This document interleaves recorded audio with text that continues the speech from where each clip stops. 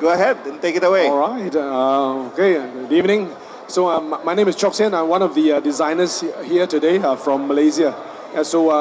We talk about Malaysian board game design. Yes, yes. So Malaysian board game design. This is a group of us. We are indie publishers. We are game designers. So what we do is we just come together to play test games and help one another in our journey as game designers. So that's generally what we do. All right. So how about you tell us about the origins of this group for you guys? How did this get started? Officially, the name came about, I think, maybe about 2 or 3 years ago. Okay, but even before that, we have had quite a few people. I think even before the pandemic, there are already some people working on game design. So they work on their game design. They publish their own games. So it started as a Facebook group. We have a group called Tabletop Game Designers of Malaysia. So the group has been active. Not a lot of people, but on and off we have people who come out for playtesting together. And slowly then that evolved into Malaysia board game design. In the past about 3 or 4 years, we have had more people doing this. We organize sessions. We come out to do play testings. We also work together when we go to events like these, right? So sometimes we will bring games that are released by other designers. So we go together. We help them to sell. When we go to occasions where not everyone can go, we help others promote and sell games. So that's one of the things that we do. Okay, so you've seen a bit of a cross section of the Filipino board game culture here, and in terms of not just the creators but even the people. Can you tell us more about the board game culture in Malaysia? How is it similar? How is it different? In Malaysia, we do have a lot of gamers. So gamers, that means they are pretty hardcore. And a lot of them they buy a lot of games from overseas. So now Malaysian design games, it doesn't quite fit that profile. Right? So Malaysian design games, many of them they target the more casual audience, right? As opposed to these very hardcore gamers. So that's one thing I observe in Malaysia. Okay, and in terms of the crowd, now the crowd today is amazing. For Malaysians coming here, we see this kind of crowd. This is amazing, right? In Malaysia, when we have events, sometimes it will still be gamers who come. Okay, in terms of the general public, there is not knowing board games is not something that a lot of people know. So to a lot of people, they know the Monopoly, the Uno, but not many people know about hobby board games and modern board games.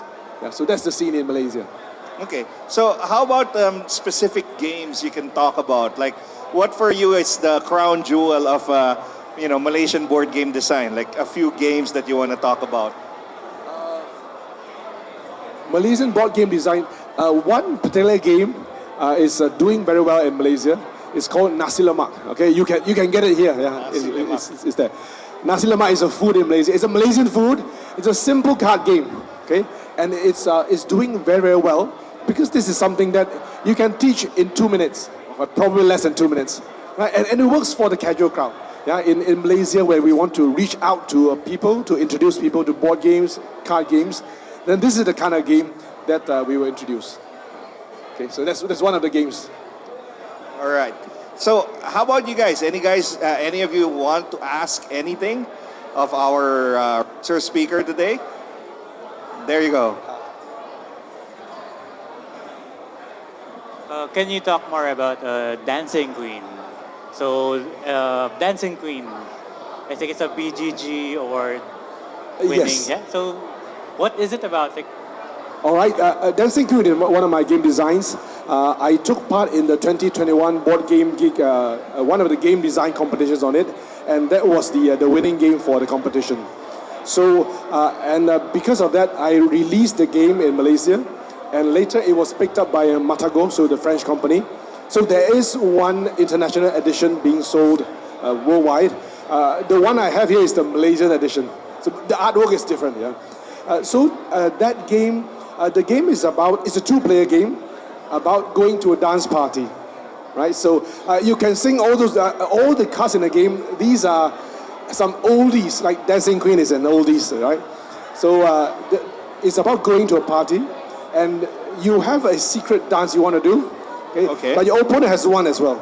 So what you try to do is you try to bring a combination of boys and girls to achieve a certain condition, while at the same time you're trying to guess what your opponent is trying to do. Because if you can stop your opponent, that means you can stop him or her from scoring points while you score points. So it's a game with a bit of bluffing, a bit of psychology, and while at the same time you're trying to make the right combination for yourself. So that's Dancing Queen. Oh wow, I like the concept. And right now, given like how long has the industry been for you guys? Like 5 years, a little more than 10 years? Well, probably 6 or 7 6 years. or 7 so years. Where So- we have a bit more people doing this. Yeah. So, in terms of challenges towards what you feel is getting to the next level, what are the challenges for you guys in Malaysia? For Malaysia, the biggest challenge is still growing the market, right? In one way to look at it, it's that means we still have a lot of untapped potential. So we need to reach out to the market, let people know about board games, and let people know it can be something that's very enjoyable, very fun to do. So that is our challenge at the moment. Have you tried aligning with the government or something to that extent? Because as you can see, there have been outreaches from our end in the Philippines, and the Marines are playing over there, so that gives you an idea. Is that something you guys have looked into? Something that we have studied a little bit. At the moment, we have not been very active in pursuing it, but some of us did manage to apply for government grants to go for international fairs. So we're starting to do it. Probably something we can do more of. Okay, so where do you see, well, first Malaysian board gaming, maybe in the next 5 years, and then board gaming in Asia as a whole in the same time frame? Where do you see that going? For Malaysia, one of the things we have been doing is we've been running game design competitions.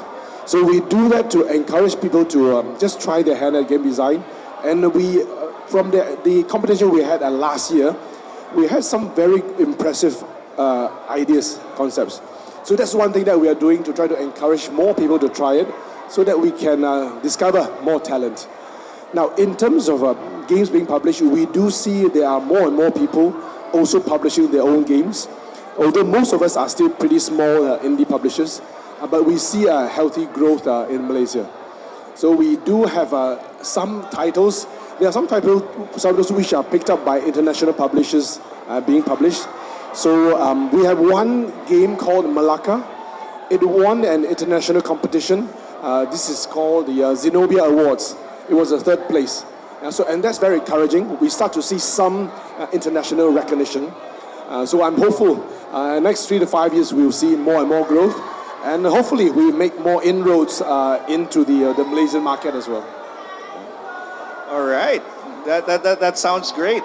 I guess me as someone personally, as a fan of board gaming, and maybe it's a vision that eventually can be built, and it's not like I'm saying something revolutionary, but maybe there is a possibility that as we go along, maybe in the next 5 years, there can be an Asian Board Game Awards, because there's this Spiel des Jahres, which is is it European in nature or it's just German? It's only German in nature, right? So, but what if Asia itself, really brings out the best from its own people by rewarding, at least recognizing, maybe not rewarding, but recognizing the best of the best. Like, how do you feel about something like that? Yes, I think it's a great idea. It creates a lot of recognition. And I know in Thailand there is a Thailand Board Game Awards. So that's to me is a great idea. And I think it helps a lot in creating the public awareness for games. Yeah, I think it's a great idea. All right, and guys, any other questions? 'Cause this is just turning into a dialogue between you and me. Not that I'm complaining, mind you. I'm actually very, learning so much right now. It's just that maybe some other people, they want to know some things about, board gaming. They're very shy. Filipinos are very shy by nature. That's why they're not asking. And chances are, if ever, they might ask you directly. But if ever, do you have, just in case we'd wrap up, since nobody's asking questions, do you have a message to the board game, the board game industry in the Philippines, at least at this point, given what you've seen so far? For me, I'm very impressed at this event, and I think in Philippines there is a lot of good support for artists. Right? So and to me, this is much more so than what I see for myself in Malaysia. So I think it's great, having this kind of support, and it's also very positive to see a lot of people with different ideas and new ideas. So I think that's wonderful. Yeah. All right. Thank you very much for your time. Let's give him a round of applause, ladies and gentlemen. Thank you so much. Thank you for your expertise and your time, sir. Thank you.